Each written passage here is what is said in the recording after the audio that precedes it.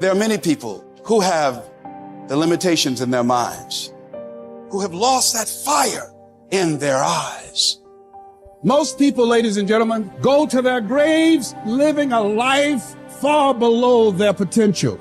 And the question is, if you died today, what ideas, what dreams, what talents, what gifts will die with you? You have the ability to do more than you can ever begin to imagine. It's what you create. It's the habit of what you put in your head. See, someone can tell you your whole life you're a piece of crap, and part of you goes, you're full of it, I'm gonna show you. Lots of people have done that. They never bought it. Or someone tell you you're beautiful your whole life, you go, I'm not really beautiful. So what people tell you doesn't matter at all. It's what you stack. It's what you assemble. You need to believe and know that you're one decision, one relationship, one meeting, one book, one thought, one something away from a completely different life. It's an effort play. If you don't have self-confidence, you've never kept the promises you make to yourself. Check that box. If you have self-confidence, you've started to keep the promises you make to yourself. So if I'm gonna get up and I'm gonna work out, I'm gonna do 10 reps in the gym, I do one more. If I'm gonna do 45 minutes on the treadmill, I do one more. If I'm gonna make 10 contacts in a day, I do that and one more.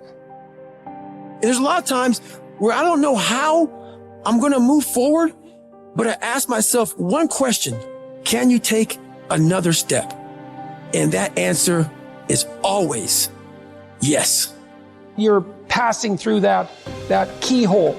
But if you pass through it, then something massive opens up on the other side. And it is definitely the case that disciplinary institutions, universities, are exactly that, is they're places of guidance, and they're places to encourage people to develop the discipline that's necessary to see beyond the discipline. I mean, that's why we have disciplines, right? I mean, the words aren't there by accident. And once that discipline was established, then the disciplined mind could explode in every direction, which is precisely what happened.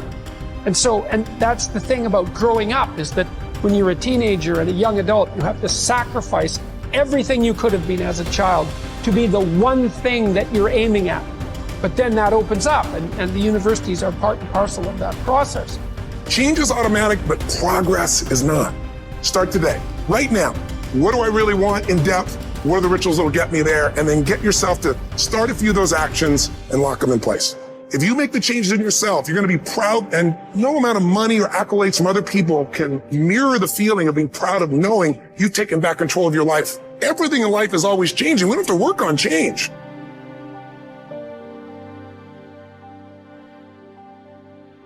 The major key to the good life. Every day in 1,000 different ways, we are trying to improve ourselves by learning how to do things. We spend a lifetime gathering knowledge in classrooms, in textbooks, in experiences. Now, if knowledge is power, if knowledge is the forerunner to success, then why do we fall short of our objectives? Why, in spite of all our knowledge and in spite of our collective experiences, do we find ourselves aimlessly wandering, settling for a life of existence rather than a life of substance? There may be many answers to this question. Your answers may be different than your associates or your spouses or your friends. The fundamental answer is the absence of discipline. Applying all that we know. Discipline. Self-discipline. We might add one more word here: consistent. Consistent self-discipline. It doesn't really matter how smart you are or how much you know if you don't use it. And once you're disciplined, like you're like a sharpened sword, man, like a well-tempered blade, and then you can go out there and operate in the world. The reason that discipline is necessary is because you're a mass of competing short-term interests. And so the question is then, well, which short-term interests should win out? And the answer to that is none of them. They need to be organized into a hierarchy that makes them functional across time and across individuals. Get it really simple, things you do right now to change your life. You can go to experience it that day, and then you get momentum. Day 1, day 2, day 3, day 4, and all of a sudden now what used to be hard to do is easy to do. And I think for anyone, you got to understand, anyone can learn anything. And I'm just not willing to settle for a life without passion and aliveness. That's just like, there's so much to learn, there's so much to grow. And then my view is, what's next is always better. If I make it so, it's my job to make it so. And I think that's how we have to navigate. But most of us have been conditioned not to take a risk. And once you peel the crust, peel that crust away and see who you really are, you open your mind to a whole nother world. So I've opened my mind up to a whole nother world that most people can't even fathom because they haven't dug deep. So people think I'm crazy because I found a whole nother way of living.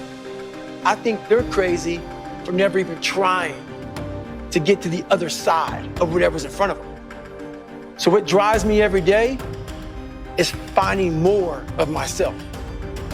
And being my best is a never-ending journey. It is said that the master swordsman Nakayama Hakudo would practice drawing his sword some 2,000 times a day. At the Hayashizaki Temple, in one marathon of endurance training, he was recorded drawing his sword 10,000 times in a single 24-hour period. We can imagine the sheer speed required to do this. And also the deliberateness to do so many reps in so little time. But why would he do such a thing at all? Because, as Octavian's teacher Arrius Didymus said, practice over a long time turns into second nature. We don't rise to the occasion, we fall to the level of our training.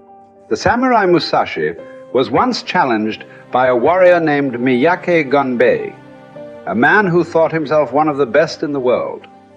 On his third attack, frustrated by his lack of success, Gunbei charged at Musashi in an aggressive lunge. Musashi, having prepared for this exact scenario countless times, replied, "That is not what you should do," then parried the blow with one sword and watched as the man gashed his own cheek against Musashi's other sword. How had he known? Practice. Chotan Siki Ren was Musashi's phrase. Training from morning to night. Oh, you've done that. Okay, do it some more. And after that, more. 1,000 days of training to develop. Musashi would write 10,000 days of training to polish. For a samurai, there was no such thing as pretty good. If a pretty good swordsman met a better fighter, he would die. It's like the Basketball Hall of Famer Bill Bradley's observation. When you are not practicing, refining, working, somewhere someone else is, and when you meet them, they will beat you or kill you. Gunbei was lucky enough to learn this lesson and live to tell about it. In fact, after Musashi treated the man's wound, Gunbei accepted that he was outmatched and became Musashi's student, training and practicing under him until he was no longer prone to the mistakes that come from such rashness. Look, this is not a drill. There is no greatness without practice. Lots of practice, repetitive practice, exhausting, bone-crunching, soul-crushing practice. And yet, what emerges from this practice is the opposite of those three feelings.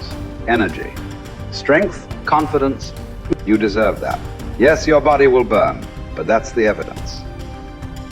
From that burning comes real heat you can apply to your craft, to your work, to your life.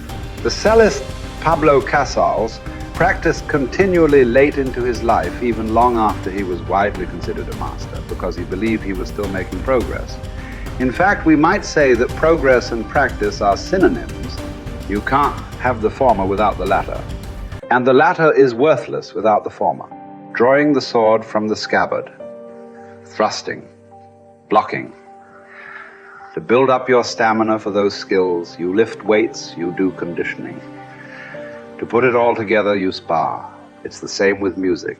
You can jam with other talented musicians. You can put all those sessions together to learn new songs. But before all that, as Casals did, you can simply practice your scales in your bedroom for hours upon hours. What are those scales for you? You better know, and you better be doing them. No matter what you do, practice will make you better. Florence Nightingale wanted young nurses to understand that nursing was an art that required as hard a preparation as any painter or sculptor's work. Churchill spent many evenings practicing his impromptu performances. Only you know what it will look like to train in your art like a samurai, an Olympic athlete, a master in pursuit of excellence. Only you will know what you need to practice from morning until night. what to repeat 10,000 times. It won't be easy, but in that burden is also freedom and confidence. The pleasure of the flow state, the rhythm of second nature, the quiet calmness of knowing that from the practice, you'll know exactly what to do when it counts. The pride and the dependability of doing it too.